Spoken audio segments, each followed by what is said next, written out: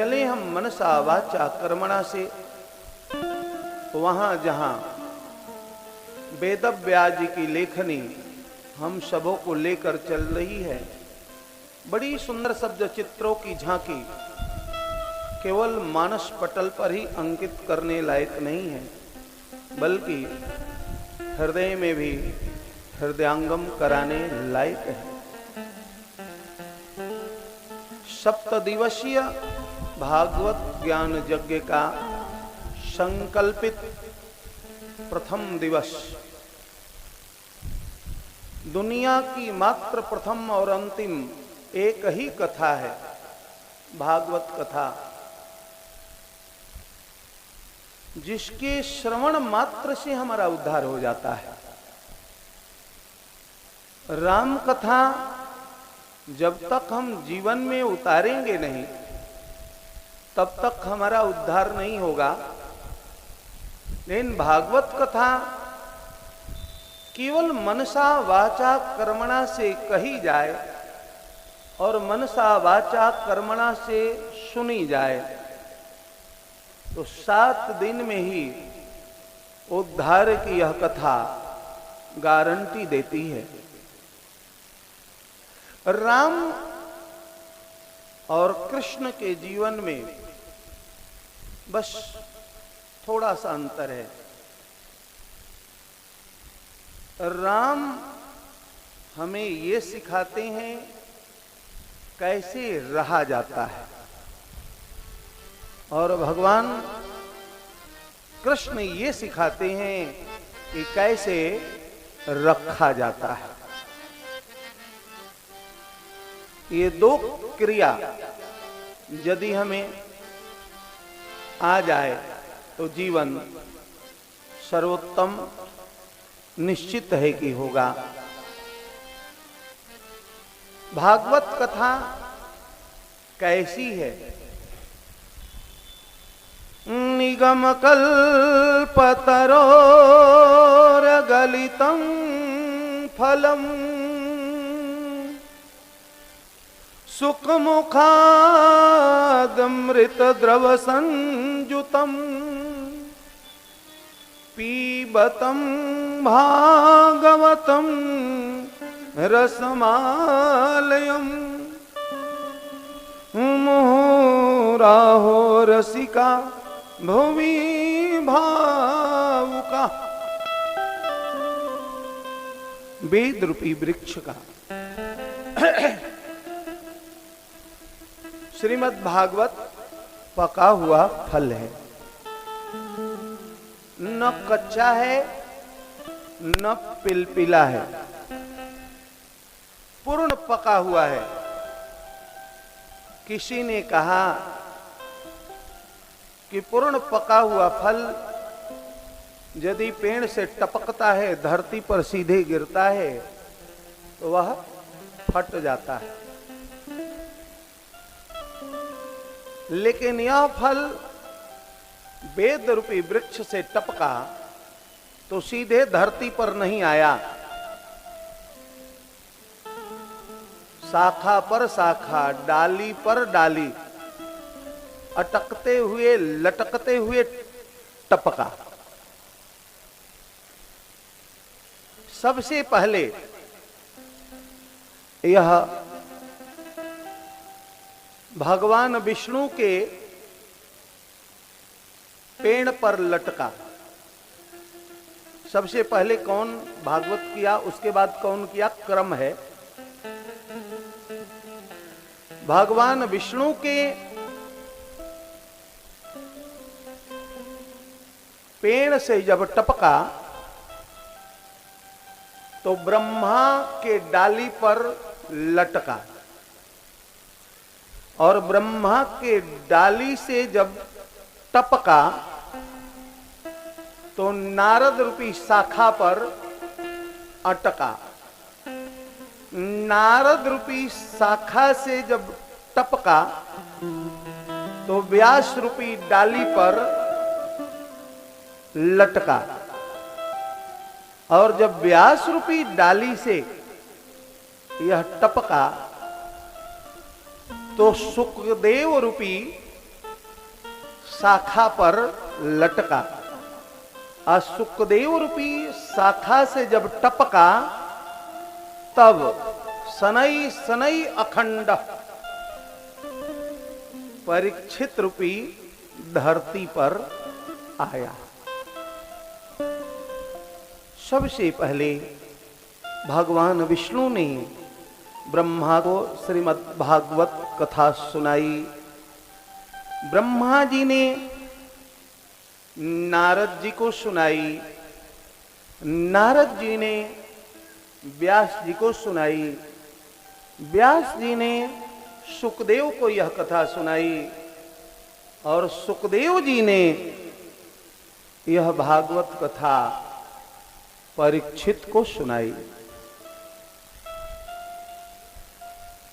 सुखदेव जी वेद व्यास के पुत्र हैं, आगे कथा आएगी। आप कहेंगे कि वेद व्यास जी ने अपने पुत्र को दिया, नहीं। भागवत का पात्र उस समय सुखदेव के सिवाय कोई नहीं था। वेद व्यास जी ने अपने पुत्र सुखदेव को भागवत नहीं दिया, भागवत के महान पात्र सुखदेव को दिया। यदि पात्र सही नहीं हो तो आपका दिया हुआ वस्तु व्यर्थ चला जाता है। और भागवत कथा क्या करती है? हमारे जीवन रूपी पात्र को शुद्ध करती है। बुद्ध का एक सन्यासी था,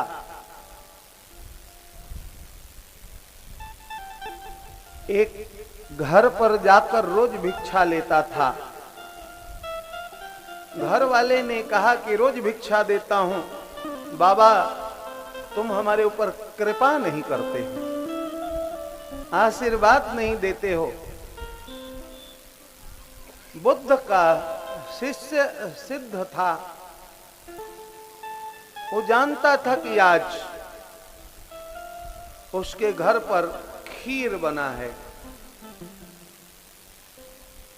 कमंडल लेकर गया, आवाज लगाया, माम भिक्षाम दे, माम भिक्षाम दे। खीर लेकर वह सामने वाला व्यक्ति आया, घर वाला व्यक्ति आया। इन कमंडल में 100 ग्राम पहले से यह धूल भर रखा था, मिट्टी डाल रखा था। घर वाला कहा कि पहले इस पात्र को साफ करो, नहीं तो हमारी खीर बेकार हो जाएगी। बुद्ध का सन्यासी कहा कि बस यही सूत्र लागू हो रहा है तुम्हारे पर भी। जैसे इस पात्र में कुछ कचरा है, धूल और मिट्टी है, शुद्ध खीर, अच्छी खीर डालने से खीर बर्बाद हो जाएगी, ठीक उसी प्रकार तुम्हारे हृदय रूपी पात्र में भी खट विकार रूपी कचड़ा है। यदि मैं आशीर्वाद रूपी वस्तु दूंगा तो वह व्यर्थ हो जाएगा, निरर्थक साबित होगा। हम सबके जीवन रूपी पात्र में खट विकार रूपी कचड़ा भरा हुआ है।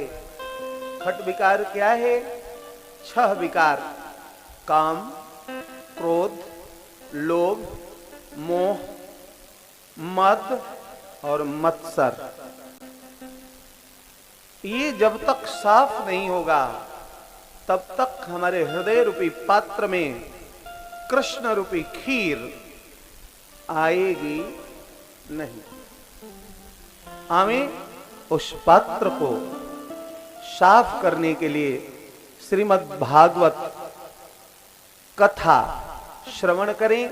भागवत पका हुआ फल है, न पिलपिला है न कच्चा है। अब किसी ने पूछा कि खट्टा निकल गया तब क्या होगा? भाई आम खट्टा भी होता है? बोले नहीं, इसकी गारंटी है, ये खट्टा नहीं है।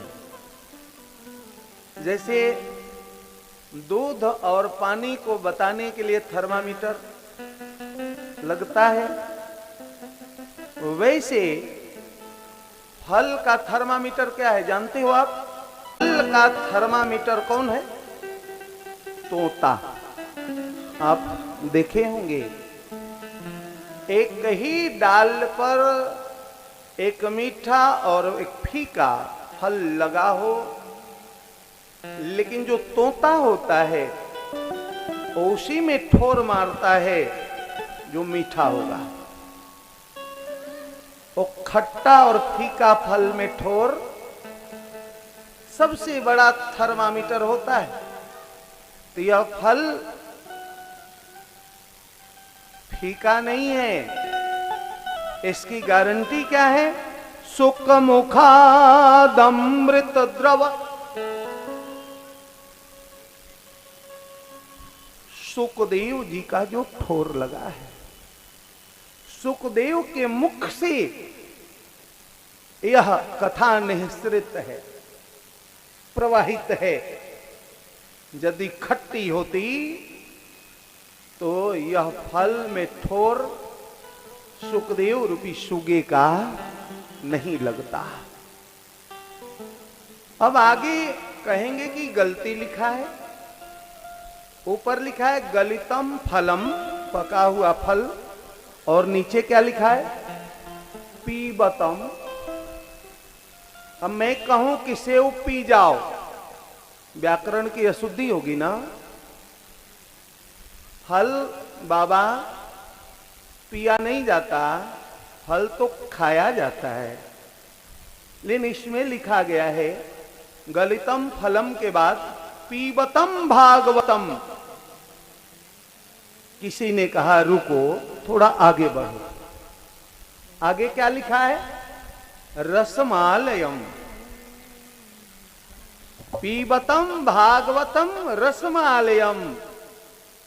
ये दुनिया का प्रथम और अंतिम फल है जिसमें कुछ भी त्याज्य नहीं है।